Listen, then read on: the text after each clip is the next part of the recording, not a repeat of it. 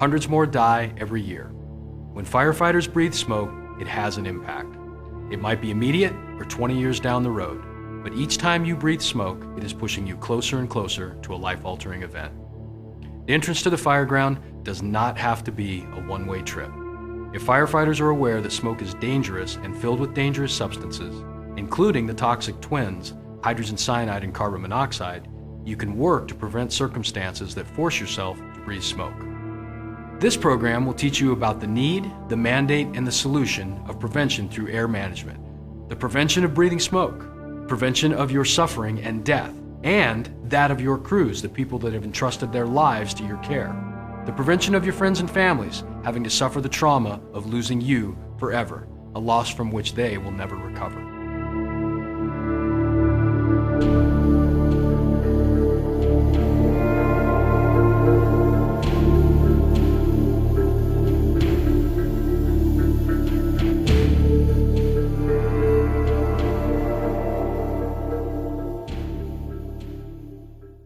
I'm Mike Galliano.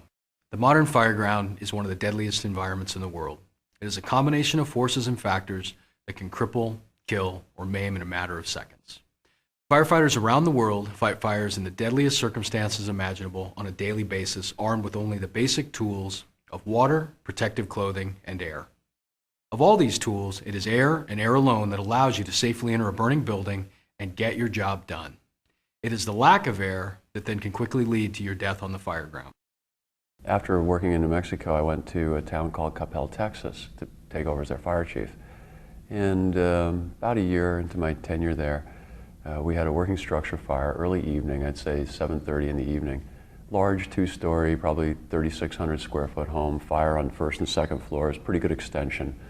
Very aggressive fire, very hot fire. Shane was a really big, healthy, blonde-haired, blue-eyed Adonis. His body was a temple, you know, lifting the weights, the whole thing. Carelessly and foolishly, we took our masks off, and everybody's masks were off. We were hitting hot spots. We'd been there for probably 2.5, 3 hours now, and our guard was down. And we go into the garage. I remember turning to Shane, and I said, I saw a little flare-up underneath one of the cars. And I said, you know, hit that. So Shane and another firefighter turned with the hand line, went over to take care of this hot spot by this car.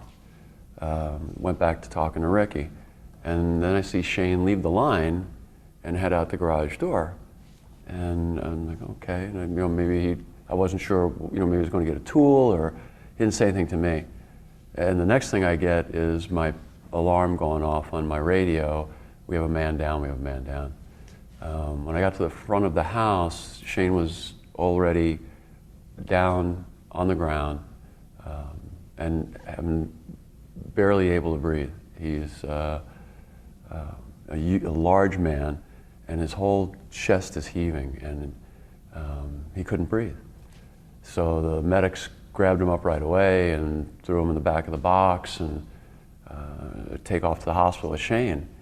And I said, what happened? And they said, well, when we were hitting that hot spot, just a bunch of smoke blew back at us, and Shane got a good whiff of it and said he couldn't breathe. He had no asthma. He had nothing like that. I mean, this was a really, really healthy guy. And they're pushing air into Shane, and Shane's not able to do anything, and he's turning blue. I mean, he's just not getting air. And he eventually was able to start breathing on his own after about 6-7 hours. Shane, for the next 9 months, fought to get back in shape, to get his wind back, had to start using an inhaler, never got his lung function back to where he felt comfortable with it, and he has since left the fire service. According to the NFPA, during the years between 2000 and 2009, 138 firefighters died in structure fires, with the leading cause of death being asphyxiation. In that 10-year period, 78 firefighters died of asphyxiation while operating inside at structure fires. All but 3 of the 78 victims were wearing their SCBA. In 2009 alone, the Cyanide Poisoning Treatment Coalition tracked 243 cases of firefighters treated at the scene, transported, or hospitalized due to smoke inhalation. So let's talk about smoke for a moment. I had a fellow who was a captain who was absolutely legendary in the New York City Fire Department, John Ball, and his words always were, if smoke was good for you, some chief would have bottled it and they'd be selling it by now. So this isn't good for you. You know, they'd be giving it to babies in bottles if it was good for you. Wear your mask. And it didn't take me long to figure that out. Smoke is filled with many deadly toxicants.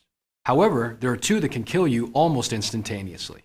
The difference between these two and all of the others is that if they are detected, they're treatable. So if you don't know them, now's a good time to become familiar with the toxic twins: carbon monoxide and hydrogen cyanide. Hydrogen cyanide and carbon monoxide have a dramatic and devastating effect on your body when introduced through breathing smoke.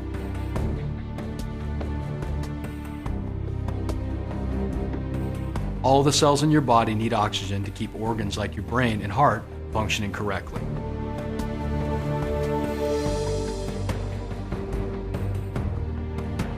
Carbon monoxide and hydrogen cyanide work together to bring those life functions to a grinding halt.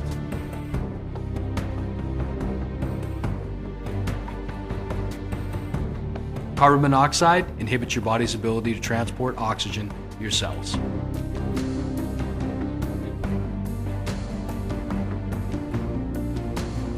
And hydrogen cyanide disables the cell's ability to convert that oxygen into energy, effectively suffocating you at the cellular level.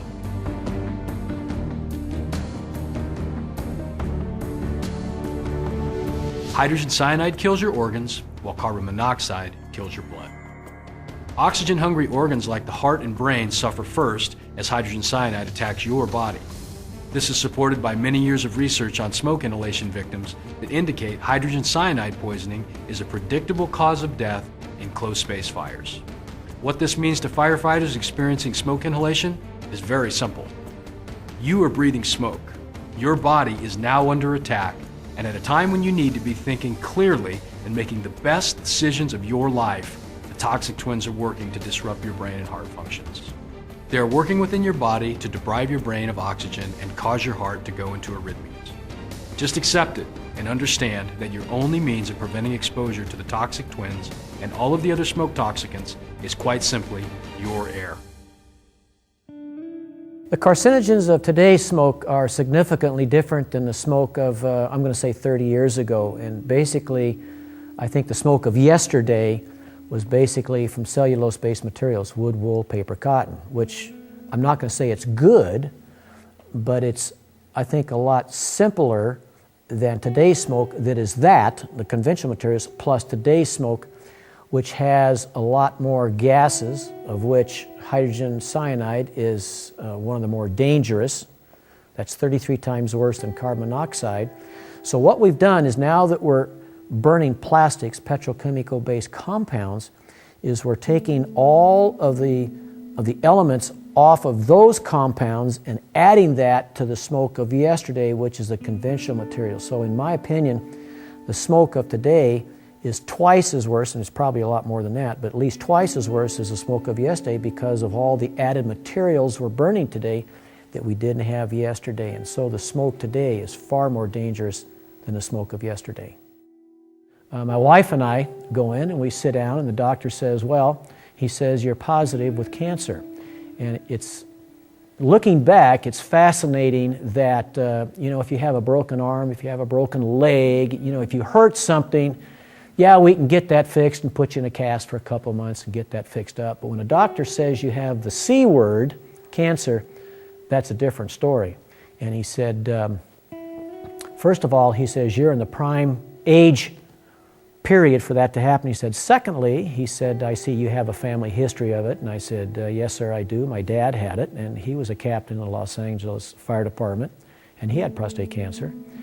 And he said, thirdly, he said, you were a firefighter. He said, so when you add all those things up, he says, you're a prime candidate. And he said, frankly, firefighters are job security for us. And I said, well, why why are we, firefighters, job security for you? He says, well, you stop and think about it.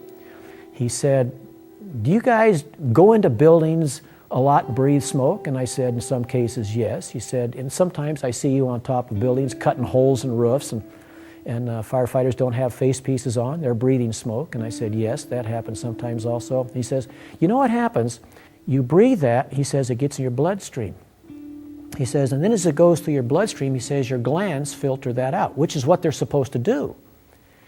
He said, but, he says, then that material, when it's filtered out, it sits in the glands.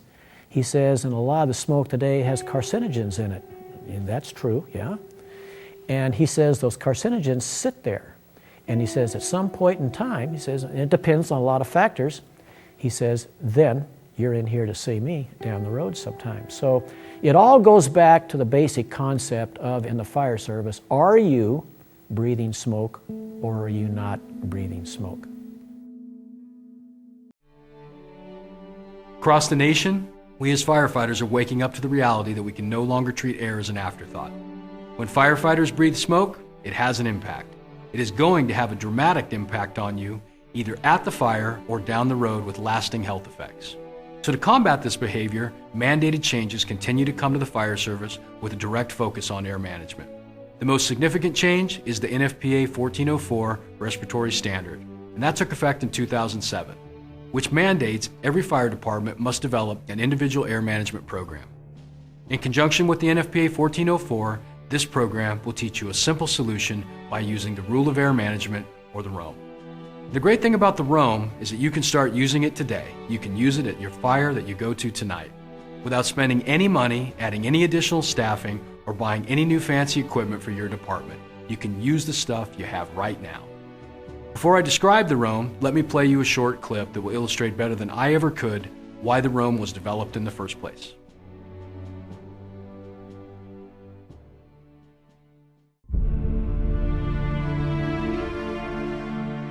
Command, we have a report of a female victim on the 5th floor on the telephone. She's stuck somewhere. While battling a high-rise fire in Houston, Texas, Captain Joel Eric Abbott was on the 5th floor of the building searching for victims when he ran into trouble. And he ran out of air.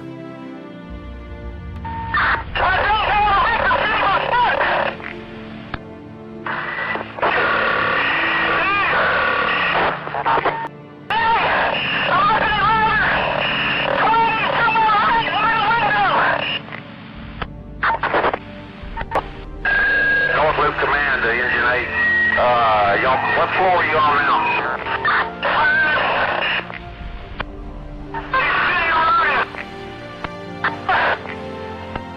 His first Mayday call was all but drowned out by the chatter of other firefighters engaged in rescues. Northfield Command, Engine 8, ask for a Mayday on the 5th floor. Are you receiving? Report 411, 411, 411 fire. Command, are you receiving? Northfield Command, are you receiving? Calling North Loop Command. We heard firefighter Engine 8A say he was near a window. He said he was near a window. He's trying to talk to you on the radio now, but he can't get in the air. North Loop Command to Engine 8A. You're in the lawn. Tell me your condition. North Loop Command to Engine 8A.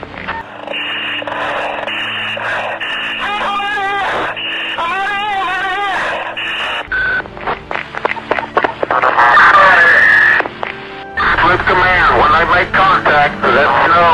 We're going to hold back on these lines on this side, and then we're going to repack.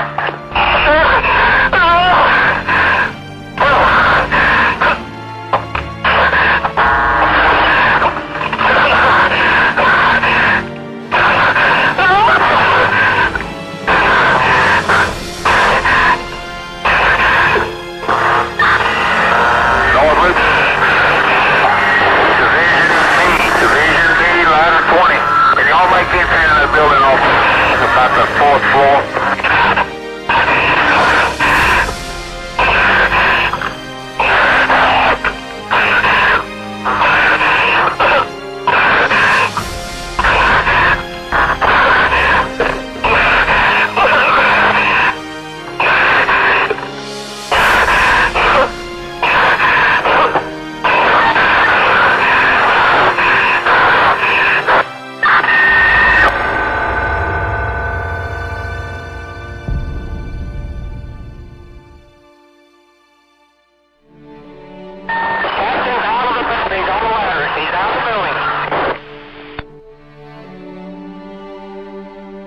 What you've just heard pulls back the veil of what out of air truly sounds like.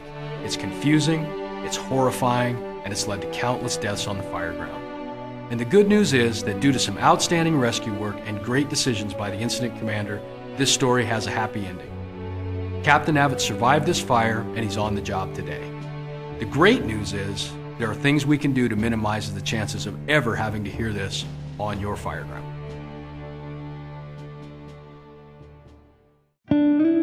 What we default to is what we've been trained to do.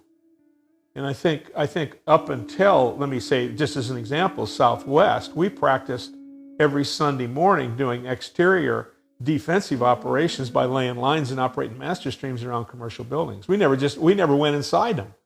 I think that one of the abrupt, painful lessons in Southwest were the residential tactics.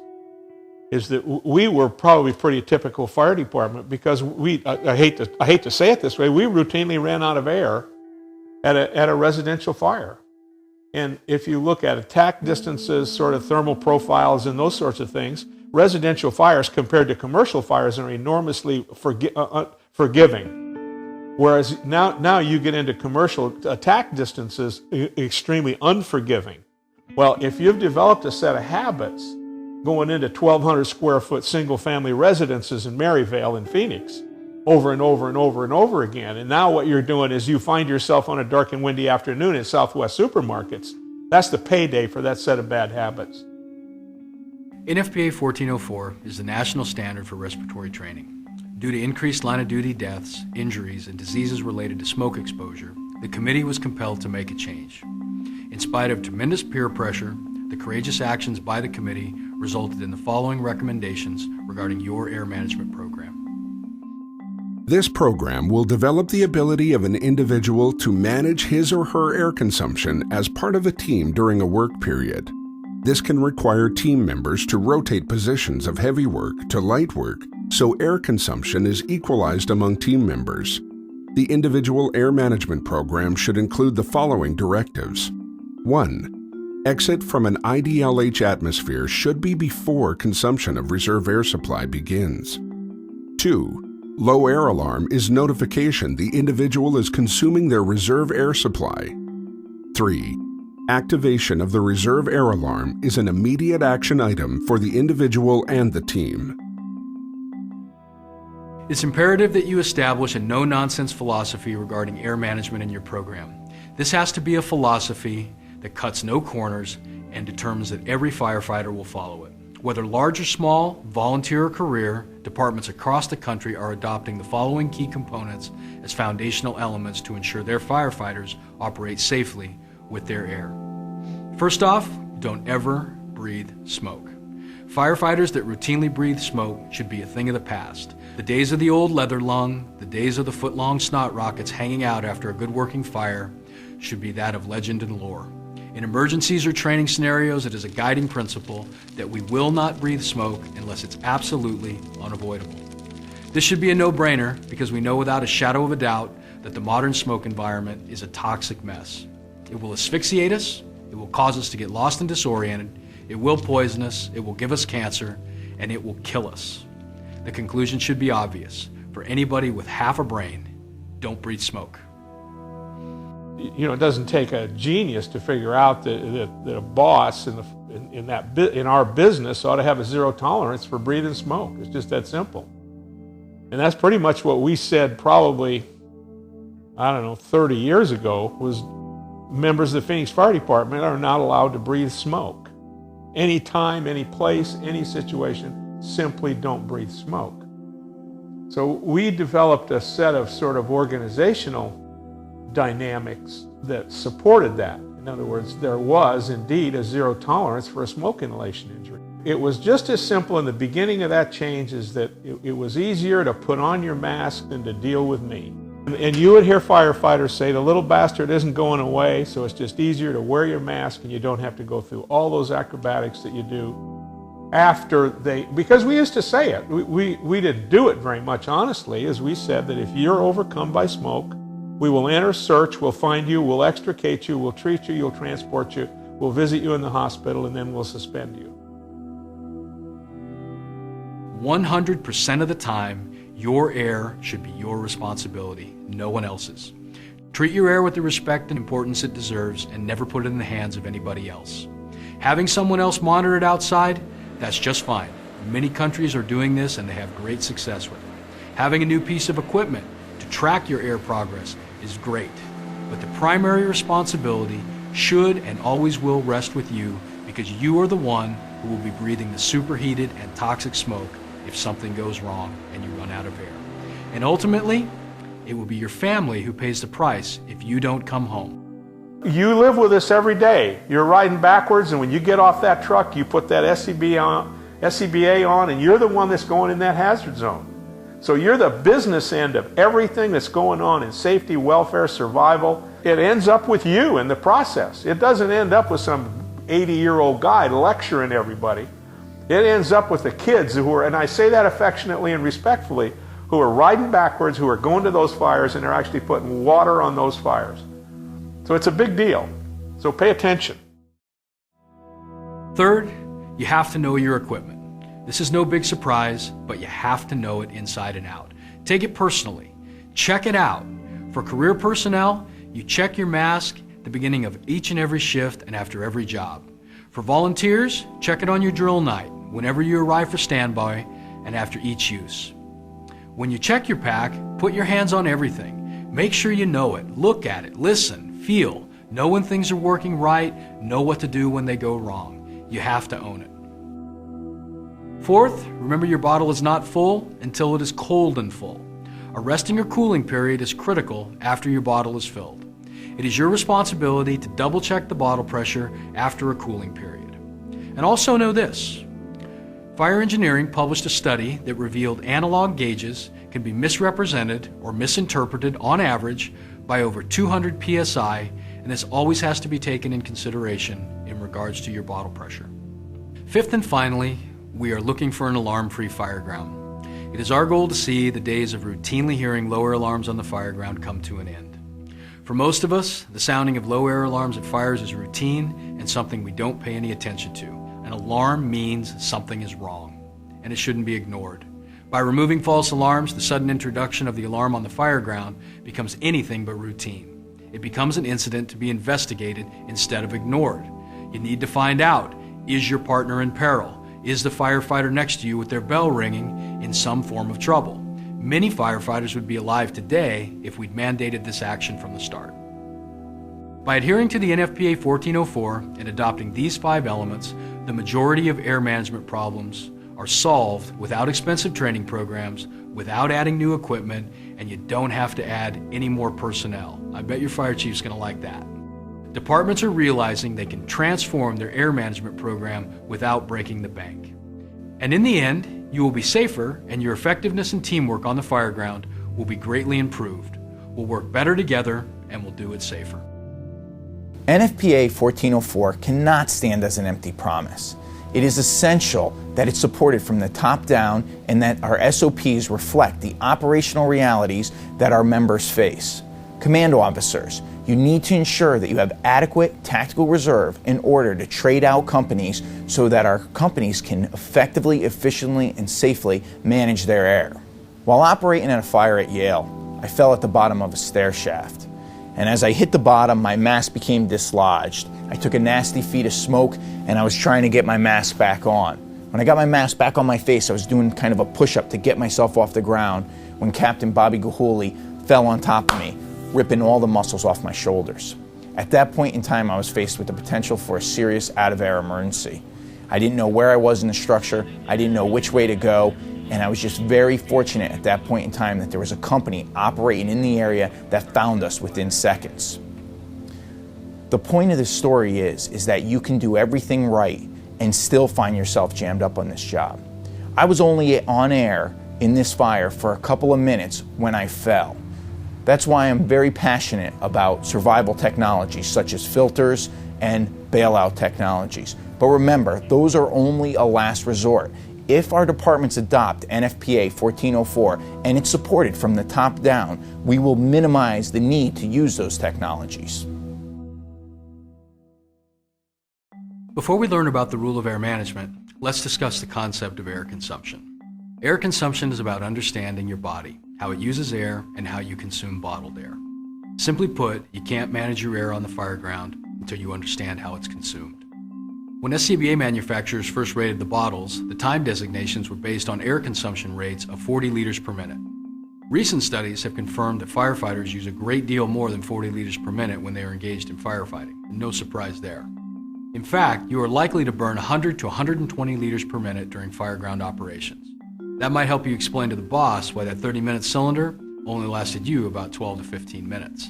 Your overall fitness has a huge impact on how your body uses oxygen. For instance, a very muscular firefighter may be very strong, but those same muscles are going to require a lot of oxygen when they're working. Therefore, that firefighter should expect to go through a bottle in a shorter period of time. On the other hand, a leaner firefighter who engages in cardiovascular fitness training will last longer on a bottle. We're going to show you how 8 firefighters learned about air consumption. The Cyanide Poisoning Treatment Coalition conducted the Riley Breathing Technique study on firefighters of various ranks and ages. Each firefighter wore full PPE and walked on a treadmill at a steady 3 miles per hour. They used fully calibrated 30-minute 4,500 psi bottles that were filled to 1,000 psi. Firefighters were told to breathe naturally for 15 minutes or until they ran out of air. Before they started the evaluation, we asked them how long they would last on that amount of air. On 1,000 psi, I would, on average, last about 10 minutes, 10 to 15 minutes. I would estimate 1,000 psi will maybe last 5 minutes. If I had to guess, 3 minutes, 1,000 psi bottle. Here are their baseline results. As you can see, the firefighters made 1,000 psi last anywhere from 7 minutes and 28 seconds to 12 minutes and 15 seconds. There can be a significant gap between expectation and reality. During the second part of this evaluation, the firefighters learned the Riley breathing technique, or humming method, also known as the RBT. This technique is proven to increase firefighters' time on air. A typical breath cycle lasts about 6 seconds. Watch the distance covered while performing a typical breath.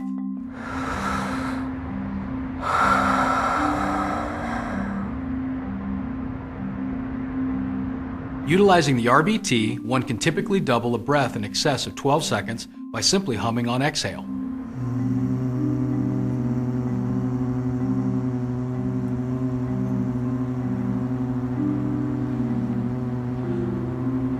After learning the RBT, the firefighters repeated the same exercise. All firefighters saw improvement using this method, including one firefighter who realized an increase of almost 3 minutes of usable air. Yeah, I heard it was over 3 minutes longer than my first round, so yeah, that's impressive, and I think it's very effective, and it works. In addition to increasing time on the bottle, improvements in heart rates and blood pressure were also revealed, in spite of this technique being brand new to them. The thing to keep in mind is that no matter what breathing technique you adopt, firefighters need to discontinue the practice of utilizing any method that requires you to hold your breath, such as skip breathing. If you hold your breath, carbon dioxide will build up in your bloodstream. When you start to breathe again, your body's physiological response will be to increase respirations. You will breathe faster. While these improvements were seen in a controlled setting, they will translate to actual fireground operations. It's important to note that breathing techniques are not always possible, especially when you're doing strenuous work. The goal is to utilize them when you can to better conserve your air and make the most of the time available for safe interior operations.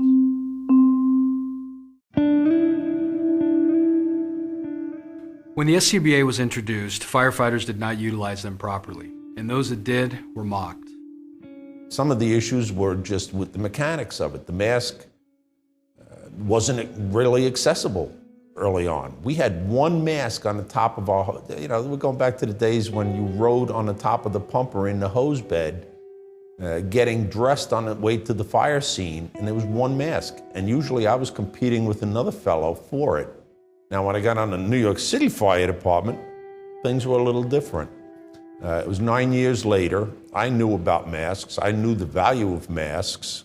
I had learned how to do firefighting without masks. We used to go from window to window, and you would take a breath at each window. You knew where your fresh air supply was coming from, and you kept your nose glued to the floor. You were sucking the nails out of the floorboards as you crawled along. By 1979, things had started to change. In the New York City Fire Department, the company I was assigned to, a very, very busy engine company, they had a company policy that said the nozzle man and the backup man, the first two guys on the line, they will start the hose line to the seat of the fire without masks, while the third and fourth guys would get the masks and put them on and back you up and relieve you if you needed to, which goes back into the 60s and 70s when the masks were in boxes on the side of the truck. But by 1979, we had the masks in brackets either behind our seat or next to our seat. And I was like, why am I getting off the truck without taking my mask when it's right there? Well, this is the way we always do things here. And I was like, this doesn't make a lot of sense to me.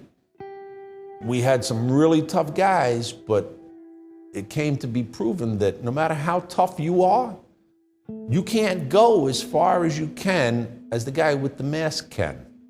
It's just impossible to do. So let's talk about the Rule of Air Management, or the ROAM. It's a foundational component of a progressive air management program, and the great thing is, it's simple.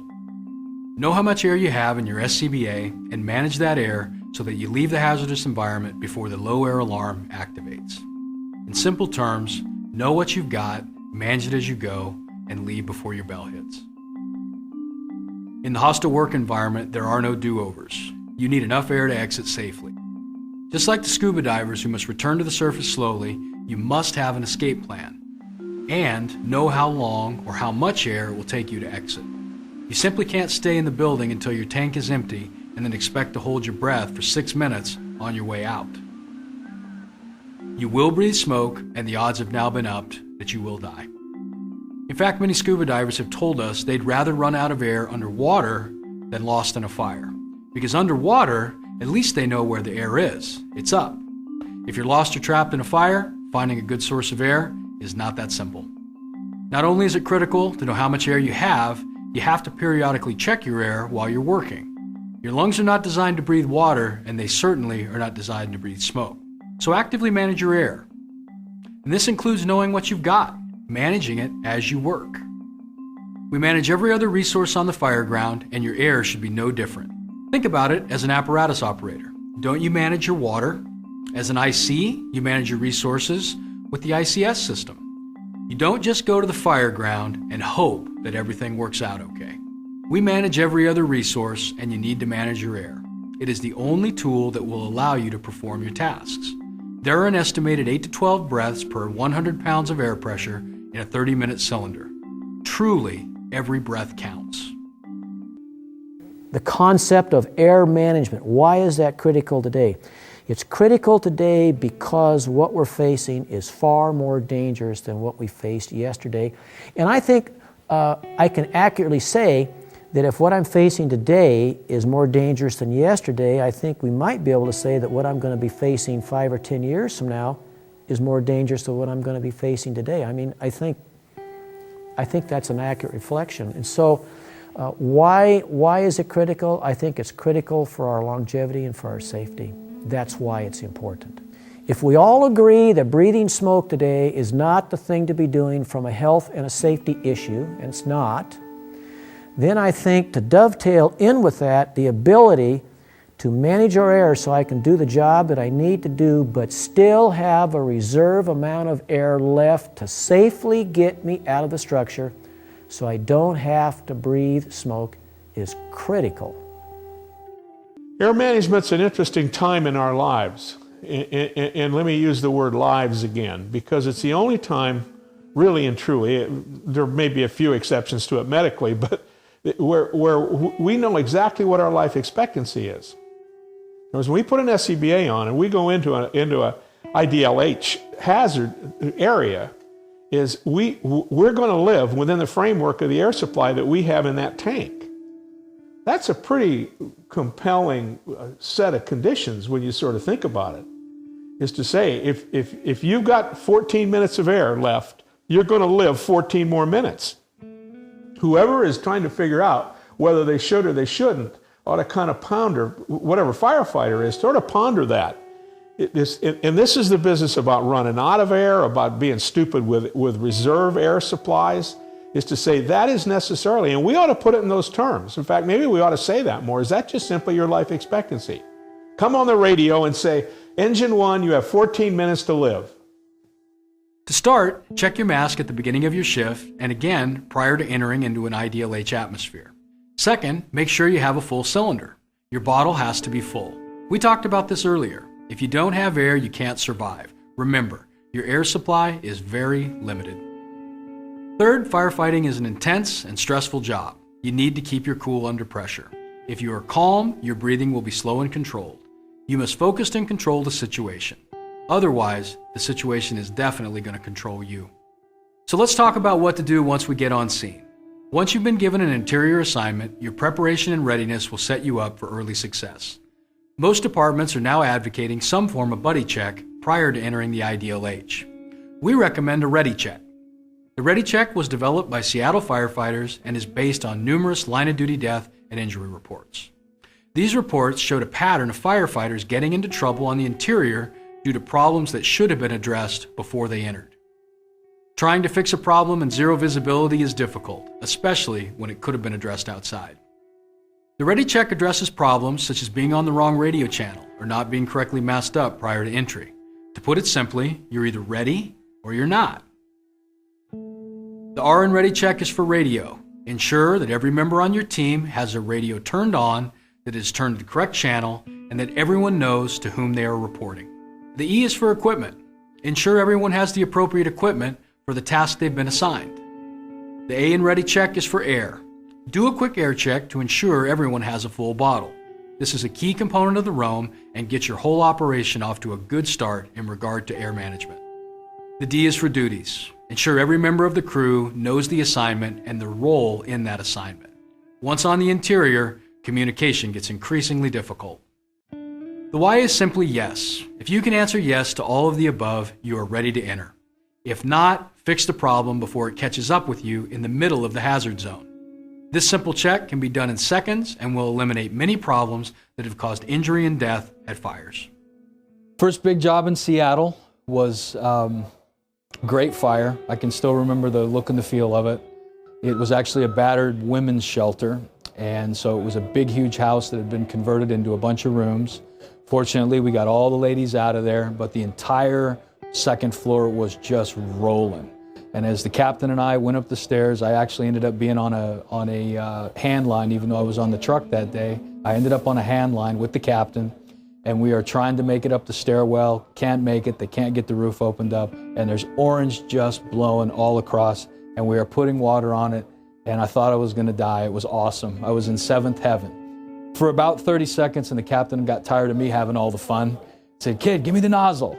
And obviously I'm a recruit at that point. I'm not brave enough to say I come with this nozzle cap. So I gave the captain the nozzle. He started fighting the fire. The water was going up into where the fire was, and it was coming back down scalding hot. I had just come out of recruit school, so I was geared up right. My flaps were down. I was completely covered. The captain's flaps were rolled up, and the scalding hot water came down, and the next thing I hear is, "Ah!" And I got the nozzle back. And as I'm snickering as we're fighting the fire, that's a day I'll never forget. And it reinforced do the right stuff. Every single day, suit up, mask up, do the right stuff. And I got that message emphasized to me on the first fire I had. Okay, now that we're set to enter and go to work, the Roam states that you should manage your air as you proceed with your tasks. This may seem like common sense, but if it is, it's not all that common. I don't recall in the first 15 or so years of my career ever checking my air as I did my tasks. I either finished my task or was forced out of the building because I ran out of air. Many of you watching can probably relate to that exact same story. We're responding, and it's pretty close to quarters, and we know we're going to a working fire. And I get off the rig, and I didn't check the facepiece. And we get there, and the chief is really upset, excited. We got people trapped, and he said, "John, get up to the top floor. I know we got people on the top floor." The front hallway is blocked by fire. They firebombed the front staircase, so the only way up was to go up the fire escape. So I go up the fire escape, and I kick in the window, and I'm about to go into this third floor apartment, and I go to put my facepiece on, and it's not there. And I've got this regulator in my hand, no mask attached to it. And I'm like, now what? And I said, well, okay. I started doing this without wearing a mask. I know the routine. I'm gonna go in, I'm gonna get some fresh air, I'm gonna go from window to window. So let me go. So I go in, and my team is behind me, and I get about 5 paces, and I get a whiff of what's burning. It's plastic burning now by the 90s. And all of a sudden, I'm not going anymore. So I decide, all right, we're gonna try this again, and let's go back to the original window and get some fresh air. And I try to make it the next bedroom over, and it doesn't happen. There's just too much smoke, and it's too far to go to get to my next window. So I'm retreating back to my original window again and get some more fresh air. And basically what happened is I searched that same area within 10 feet of that window 3 or 4 times and didn't do anything else for that entire apartment. There are 5 other rooms that I never got to. Fortunately, my search team, the rest of the team, got there. They walked over me like I wasn't even there. I mean, it was just incredible how limited my effectiveness was by not having the mask. It just, you can't do it. I don't care how tough you think you are, you can't do what you can with the mask on. And I've seen it time and time and time again with tough guys. Understanding the strenuous nature of our work makes it challenging to find time to check our gauges. Here are some gaps in the action that might help your efforts. Check your air at the completion of a task. If the task is particularly strenuous, you may have started with sufficient air, but a heavy workload will rapidly deplete it.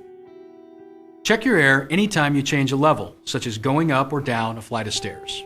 This is critical because changing levels increases the difficulty of egress or rescue if you should get in trouble. Check your air anytime you change a room or move to a new area within the structure. This is easy to remember, and it's a good time to determine if you can actually complete the task you've been assigned or if you need to pass it off to another company. Check your air during rest periods. This is a great time to check your gauge, and you can also recommit to your breathing technique as you pause.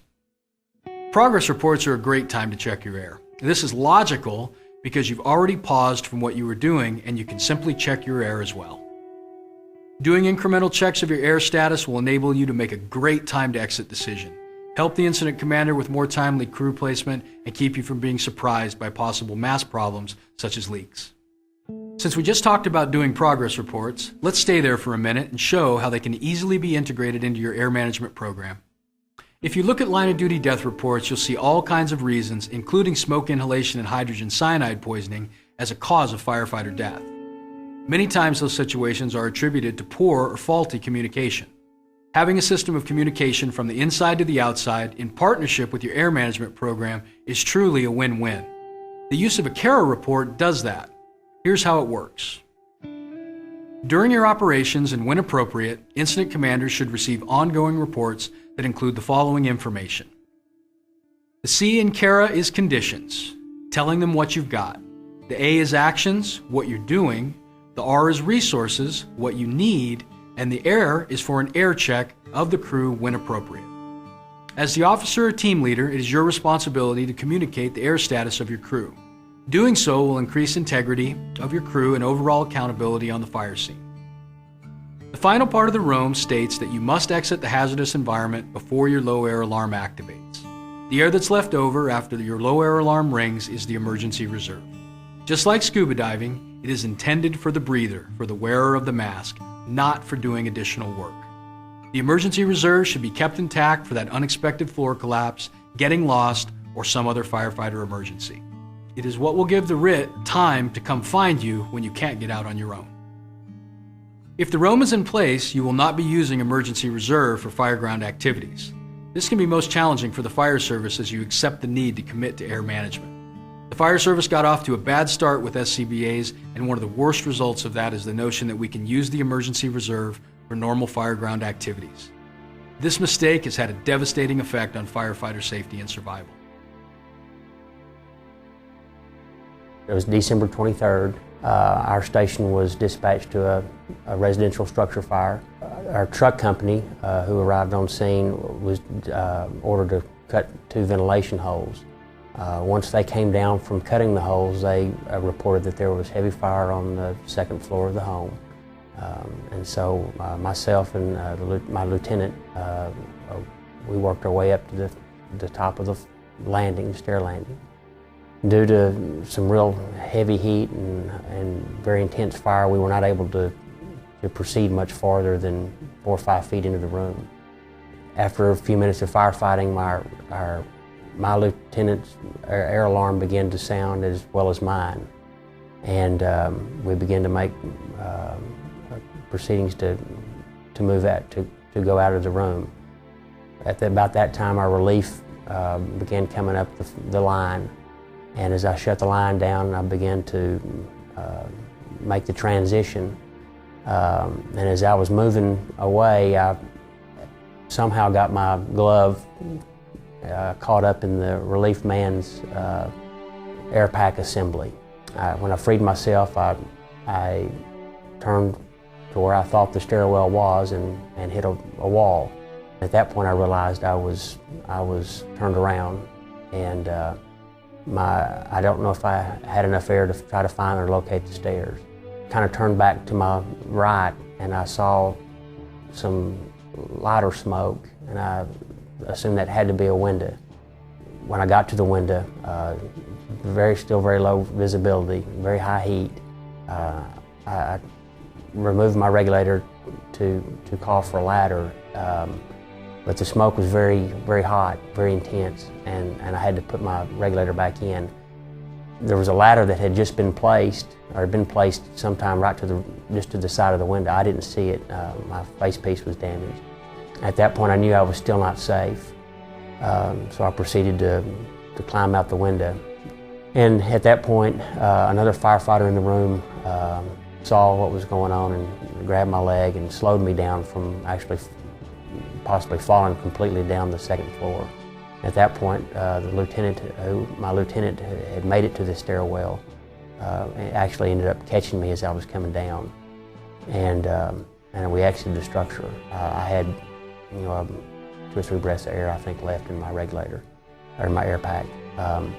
At that situation, when I hit the wall and I realized I'm off the line, and I don't know exactly where the stairwell is. I'm close, I know I am, but I can't find it. Yes, there's a sense of almost panic, but a real sense of urgency. And when I made it to the window, and then of course I took that one breath, which literally was like getting punched in the stomach. It was so hot. It was a very almost surreal experience. And it happened very quickly, and it can happen very quickly. And really before you, I think, realize it's happening. And so there's a real sense of, I can't believe this is happening to me.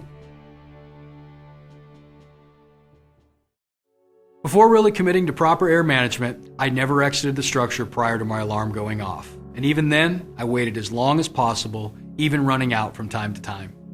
Most of the time, there were so many bells going off, I didn't even know it was mine until the mask sucked to my face. That's a very bad way of doing business. The emergency reserve should be saved for the worst day of your life. By determining that you will be out of the IDLH before your bell hits, you keep the emergency reserve intact for the day you are truly going to need it. The difference between getting jammed up without air versus having air cannot be overstated. Having air gives you 2 key advantages that will have a dramatic impact on whether or not you survive the incident. Number 1, it allows you to make good decisions on the interior when you're in trouble. And number 2, it gives the rapid intervention team time to get to you if you can't get yourself out. Listen to this clip from the Charleston Sofa fire and see if you notice a difference between firefighters caught in the same situation who have air versus those who don't. A black smoke was coming from the back of the building, banking down to the ground on the Savannah Highway. So we knew it was a bad fire right when we was pulling up. As Kilcoyne suited up, what he didn't know was how close he was about to come to death. When you got 5 foot into the door, it just turned to jet black. So I was kind of dragging my foot on the hose and then reached down, picked the hose up. And I worked my way all the way to the back. Kilcoyne was on the 6th engine to arrive. At least 9 firemen were already inside in the back of the building. Once he got there, he cut to the left, breaking away from the hose. He began hacking away at a wall looking for fire.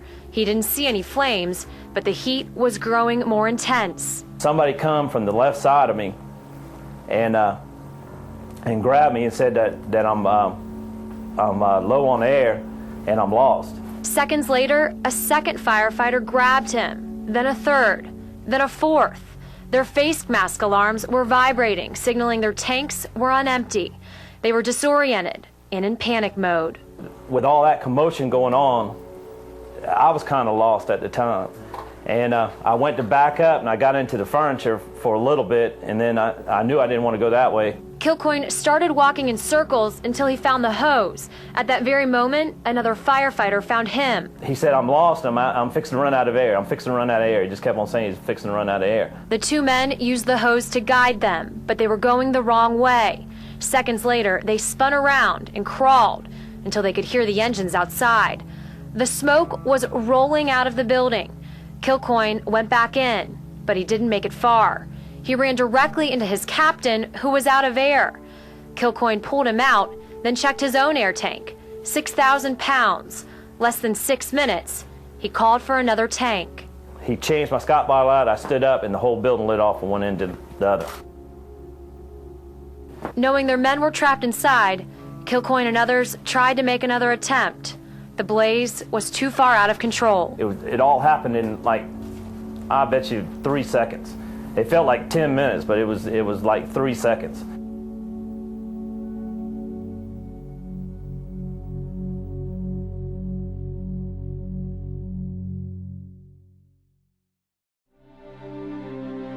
Good air management integrates smoothly into all elements of the fire attack and makes for better incident command and improved situational awareness.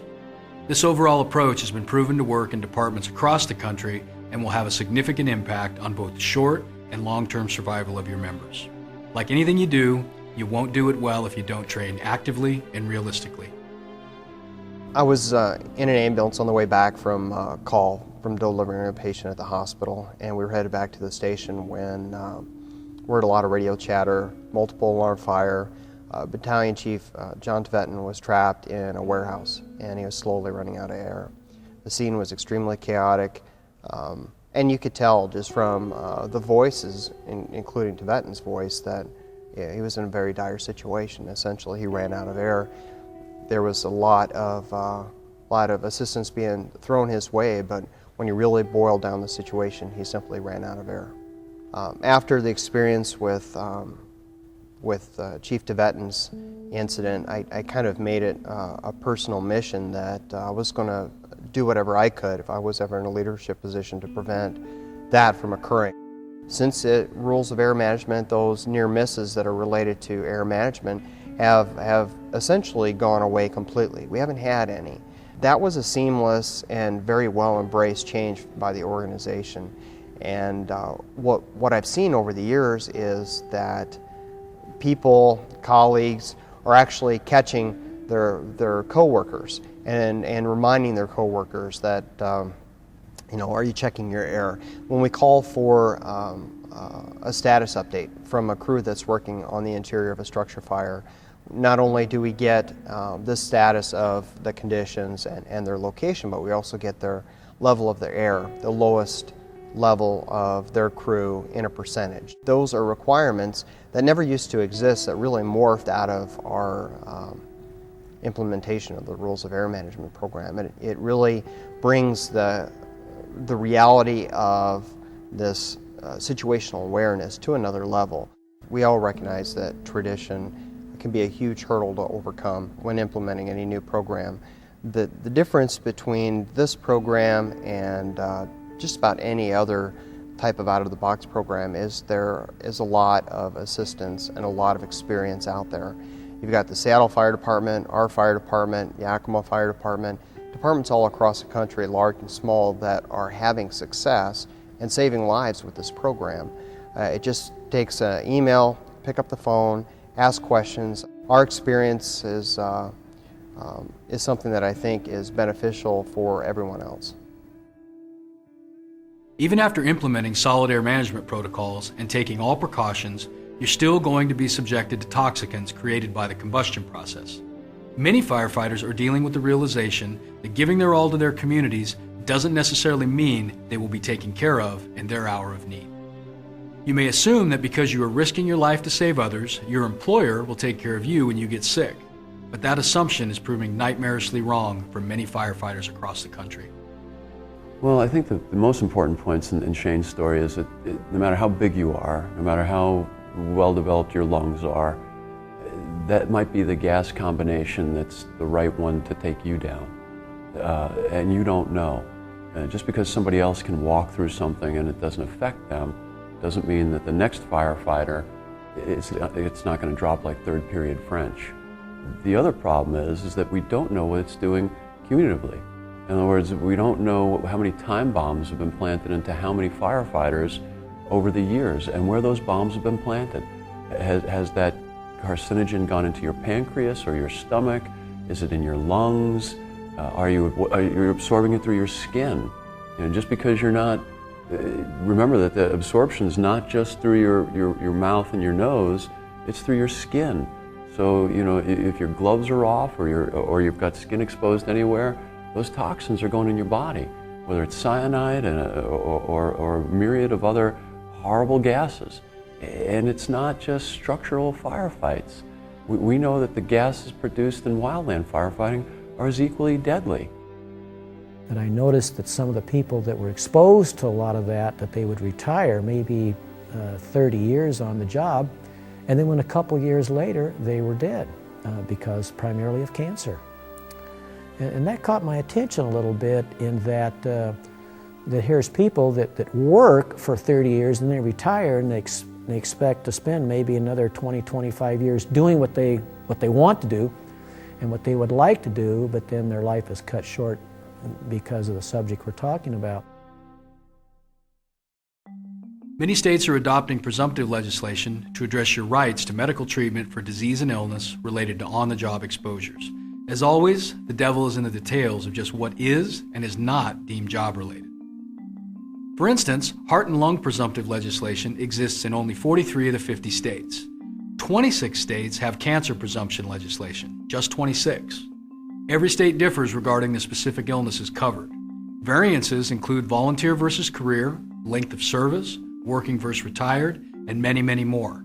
No two states are the same, and it's up to you to know your local legislation. And it's up to you to take care of your fellow firefighters. There is a growing recognition that proper use of equipment and adherence to operating guidelines and policies will be more closely monitored because of personal liability associated with presumptive legislation. A claim for an injury or exposure will be judged based on how you operated and if you use the safety equipment provided by your department. Much like discussions centered on the use of seatbelts, proper use of SCBAs, and adherence to respiratory guidelines will be expected in personal liability. Deviation from these guidelines exposes you to personal liability, therefore it's up to you to know and understand your local legislation and your department's policy and operating guidelines. I remember going to compactor fires in public housing developments where it's nothing but garbage burning. And it's plastic garbage. And because it was only considered to be a minor fire, in the old days, people would say, we don't need a mask for this, come on, it's only a compactor. And the atmosphere was deadly, but the attitude was more deadly. The attitude was getting us hurt or killed. And finally, people realized, wait a minute, why are we breathing in garbage? I mean, there's no challenge to it except to kill yourself. So yeah, absolutely. In the last 25 years, attitudes have changed dramatically. Unfortunately, I wish that I had that first 15 years back. So there you have it. The need for a change in the way you do air management is clear due to the many firefighters that are perishing due to asphyxiation and smoke inhalation across the country. It might not be today, it might not be tomorrow, but it's going to take your life away. Frank Brannigan years ago, brilliant firefighter, brilliant man, said, know your building, know your enemy. Today, we have to take it a step further. Know your buildings and know what's in your buildings. Understand your enemy. Your enemy is the fire dynamics, the thermal, and it's the smoke, it's the toxicity. We have to start, the cancers we're seeing today are the tip of the iceberg. You know, we label a lot of what I consider to be heart attacks and stress-related deaths inappropriately. I think that those men and women got exposed to smoke particulates or smoke concentrations that didn't take them out right then and there, but either suppressed their respiratory or their cardiovascular or insulted them in some way which wasn't immediately apparent. They got tired. You know, we always hear the story where the guy goes to a smoky fire or a gal goes to a couple of jobs. They go home, they lay down and take a nap, and they don't wake up. What happened? This program is truly done in homage to the lessons we've learned from their lives. The mandate is clearly defined in the NFPA 1404 and the many legal rulings that are now holding firefighters accountable for the actions they take on emergency scenes. The solution is the rule of air management. Combining the ROAM with improvements in your air consumption training will dramatically alter the way your firefighters view and utilize the air they bring to the firefight. And now it comes down to you. You have the facts, and they are clear and compelling. You've heard from some of the most respected voices in the fire service that air management should be a priority in your training and operations. But as with everything, it comes down to what you do from this point forward. This program has laid a foundation that is proven and doable. The next step is for leaders in the fire service to determine that they are no longer going to watch their firefighters run out of air, suffer smoke inhalation, and asphyxiate at fires. They're not going to continue with failed policies that contribute to increasing firefighter cancer statistics and more firefighter funerals. During this week of filming, I lost a great friend and one of the best chief officers the fire service has ever known to brain cancer. He and many others like him provide the motivation for us to tell you the truth and give you the tools to make a change. Now, you certainly are going to encounter resistance from some members in your department, as change is often tough in our business. Consider the consequences and the tragic results of doing business as usual. We are drawn to this profession out of a compelling desire to belong to something that is bigger than ourselves, something so meaningful that it cannot be accomplished alone. That sense of duty should translate into a zero-tolerance attitude towards anything that is going to cause harm to the brothers and sisters with whom we serve. The old way of managing air, it's wreaked havoc on our profession. With your leadership and commitment, we can make the necessary changes to ensure that future generations of firefighters will have an air management program that actually works. Thanks for watching the program. Be safe, train hard, take care of each other.